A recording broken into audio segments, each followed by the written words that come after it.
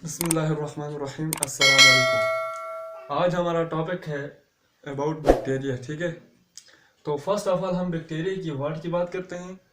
तो the word bacteria जो है ना, ये ओरिजिनेट हुआ है बेसिलस, जिसका मतलब है रॉड शेप। ठीक है, वर्ड बैक्टीरिया ओरिजिनेट हुआ है बेसिलस, जिसका मतलब है रॉड शेप। उसके बाद हम इसकी डेफिनेशन की तरफ आते हैं। तो डेफिनेशन कुछ यूं होगी कि the bacteria is model organism. ठीक है, बैक्टीरिया क्या है? मॉडल ऑर्गेनिजम्स है एंड डोमन प्रोकैरियोट्स। तो आपसे कोई पूछे कि मॉडल किसे कहते हैं? मॉडल हमारे पास जब किसी टॉपिक के अंदर किसी चीज को हम एग्जाम्पल के तौर पर स्टडी करते हैं, उसको हम क्या कहते हैं? मॉडल कहते हैं। ठीक है, तो बैक्टीरिया हमारे पास बेसिकली हम एग्जाम्पल के तौर पर किसी टॉपिक्स के अंदर स्टडी करते हैं, इसलिए इसको हम क्या कहते हैं? मॉडल कहते हैं। ठीक है, और डोमेन की बात करें तो डोमेन हमारे पास एक क्या होता है? किंगडम होता है। ठीक है, एक क्या होता है? किंगडम होता है, एक होता है सुपर किंगडम। तो प्रोकैरियोट्स क्या करते हैं? बिलोंग करता है सुपर किंगडम। डोमेन हमारे पास किसे कहते हैं? सुपर किंगडम को कहते हैं। तो डेफिनेशन में आपने ये देखा कि बैक्टीरिया एक मॉडल ऑर्गेनिजम्स है। मॉडल ऑर्गेनिजम्स मीन डेट किसी चीज को, किसी टॉपिक को हम एग्जाम्पल के तौर पर अगर किसी जगह पे स्टडी करें, उसको हम मॉडल कहते हैं। ठीक है, एंड डोमेन प्रोकैरियोट्स मीन एक किंगडम, एक होता है सुपर किंगडम। तो डोमेन इज एक्चुअली हमारे पास हम कहते हैं सुपर किंगडम को। ठीक है, और इसी तरह it belong to kingdom Monera. Kingdom Monera mean unicellular. ठीक है, जो किंगडम मोनेरा जो है ना, ये तमाम जो प्रोकैरियोट्स और यूनिसेलुलर ऑर्गेनिजम्स होते हैं, इनके अंदर ये क्या होता है? क्लासिफाई होते हैं। ठीक है, उसके बाद डेफिनेशन के बाद हम बात करते हैं किसकी? हिस्ट्री या डिस्कवरी। हिस्ट्री या डिस्कवरी की बात करें बैक्टीरिया की, तो एंटोनी वान लीवन साइंटिस्ट था जिसने फर्स्ट टाइम ऑब्जर्व किया किसको? बैक्टीरिया को 1676 के अंदर। कब? 1676 के अंदर एंटोनी वान लीवनहुक साइंटिस्ट था जिसने फर्स्ट टाइम ऑब्जर्व किया बैक्टीरिया को। लेकिन इसने वर्ड बैक्टीरिया जो है ना, इसने वर्ड बैक्टीरिया को इसने ऑब्जर्व तो किया, लेकिन इसने वर्ड टर्म जो बैक्टीरिया है इसको हमारे पास इंट्रोड्यूस नहीं किया था। ठीक है, लेटर ऑन बाद में एक साइंटिस्ट आया, सी जी एरेनबर्ग साइंटिस्ट है जिसने यूज किया टर्म बैक्टीरियम।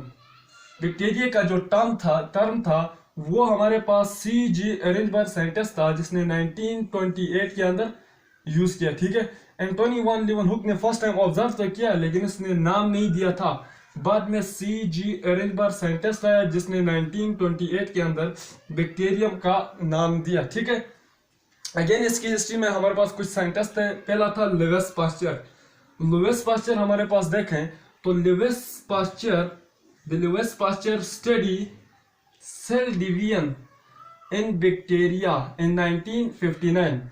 लुईस पास्चर ने स्टडी किया सेल डिवीजन, जो बैक्टीरिया के अंदर सेल डिवीजन होती है ना, ये बेसिकली लुईस पास्चर ने क्या किया था? स्टडी किया था। कब किया? इन 1859 के अंदर। ठीक है, इस बात को आपने याद रखना है।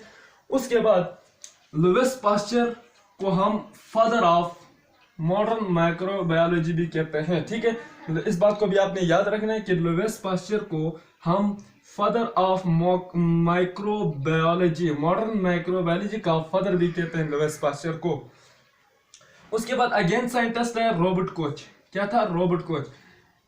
ये इसको हम also called father of bacteriology कहते हैं। क्या कहते हैं? फादर ऑफ बैक्टीरियोलॉजी कहते हैं। क्यों? क्योंकि इसने एक थ्योरी दी थी जिसको हम जम पास्चुलेट थ्योरी कहते हैं। क्या कहते हैं? जम पास्चुलेट थ्योरी कहते हैं। इसने एक थ्योरी दी थी जिसके बाद इसको क्या मिला था? Nobel prize, and he receive Nobel prize. इस थ्योरी के बाद इसको नोबेल प्राइज मिला था, इसलिए इसको हम फादर ऑफ बैक्टीरियोलॉजी भी कहते हैं। ठीक है, अब हम आते हैं स्ट्रक्चर की तरफ। ठीक है, तो बैक्टीरिया के स्ट्रक्चर के अंदर हम देखते हैं, सबसे पहले स्ट्रक्चर में हम बैक्टीरिया का जो आउटर लेयर है, ठीक है, जो आउटर लेयर है वो है अबाउट ग्लाइकोकैलिक्स। क्या कहते हैं इसको? ग्लाइकोकैलिक्स कहते हैं। ठीक है, जो आउटर लेयर है बैक्टीरिया की, और ये जो आउटर लेयर है इसकी जो कंपोजिशन होती है ना, ये बेसिकली ग्लाइकोप्रोटीन से मिलकर बनती है। किससे? ग्लाइकोप्रोटीन से। और इसी के साथ साथ ये जो ग्लाइकोकैलिक्स है इसके 2 फॉर्म होते हैं, ठीक है, 2 फॉर्म। एक होता है कैप्सूल, एक होता है स्लाइम, ठीक है। आपने याद रखना है कि बैक्टीरिया के सेल वॉल के साथ जब टाइटली अटैच हो उस फॉर्म को हम क्या कहते हैं? कैप्सूल कहते हैं, ठीक है। और इसी तरह स्लाइम देखें, स्लाइम हमारे पास बेसिकली जो ग्लाइकोकैलिक्स है, ठीक है, जो ग्लाइकोकैलिक्स है, जो आउटर लेयर है, ये जब बैक्टीरिया के सेल वॉल के साथ लूजली अटैच हो तो उस फॉर्म को हम क्या कहते हैं? स्लाइम कहते हैं, ठीक है। इस बात को आपने याद रखना है। उसके नीचे beneath the glycocalyx the cell membrane are beneath the glycocalyx the cell wall are present, ठीक है। और इसके नीचे दूसरी जो लेयर होती है बैक्टीरिया की, वो अबाउट सेल वॉल की होती है। पूछ सकता है कि which type of prokaryote in which cell wall is absent, वो कौन सा प्रोकैरियोट है जिसमें सेल वॉल एब्सेंट है? तो वो बेसिकली क्या है? माइकोप्लाज्मा, ठीक है। माइकोप्लाज्मा एक ऐसा प्रोकैरियोटिक सेल है जिसके अंदर क्या होता है? सेल वॉल एब्सेंट होता है, ठीक है। On the basis of composition of cell wall, cell wall की कंपोजिशन की बुनियाद पर इसके 2 ग्रुप्स बैक्टीरिया के अंदर दिए गए। एक हमारे पास ग्राम पॉजिटिव था, एक ग्राम नेगेटिव। इसकी जर्नल से हिस्ट्री की आप बात करें, आगे हम डिटेल कंसेप्ट पढ़ लेंगे, लेकिन इधर हम बैक्टीरिया की टॉपिक्स के अंदर हम देखें तो ग्राम पॉजिटिव और ग्राम नेगेटिव को 1884 के अंदर, कब? 1884 के अंदर क्रिस्टन ग्राम साइंटिस्ट था जिसने जो है ना ग्राम पॉजिटिव और ग्राम नेगेटिव बैक्टीरिया के 2 ग्रुप्स का क्लासिफाई किया, ठीक है। और स्टेनिंग टेक्निक परफॉर्म करने के दौरान इन्होंने क्या किया? 2 ग्रुप्स क्लासिफाई किए बैक्टीरिया के। First one is gram positive, second one is gram negative, ठीक है। यह आगे सेल वॉल की कंपोजिशन। उसके बाद beneath the cell wall the cell membrane is present, ठीक है। सेल वॉल के नीचे हमारे पास देखें तो सेल मेम्ब्रेन प्रेजेंट होती है। इस बात को आपने याद रखना है कि प्रोकैरियोटिक का सेल मेम्ब्रेन और यूकैरियोटिक का सेल मेम्ब्रेन, ये दोनों क्या होते हैं? सेम होते हैं, बट डिफरेंसेस के दरमियान क्या होता है? डिफरेंस ये होता है कि in bacteria cell membrane the chloroplast are absent, ठीक है। बैक्टीरिया के सेल मेम्ब्रेन के अंदर क्लोरोप्लास्ट क्या होता है? एब्सेंट होता है, ठीक है। इस बात को आपने याद रखना है। और इसके अंदर जो फॉस्फोलिपिड की कंसंट्रेशन होती है, फॉस्फोलिपिड की कंपोजिशन जो सेल मेम्ब्रेन के अंदर होती है वो अबाउट 40%, ठीक है। और प्रोटीन की जो है ना वो है 60%।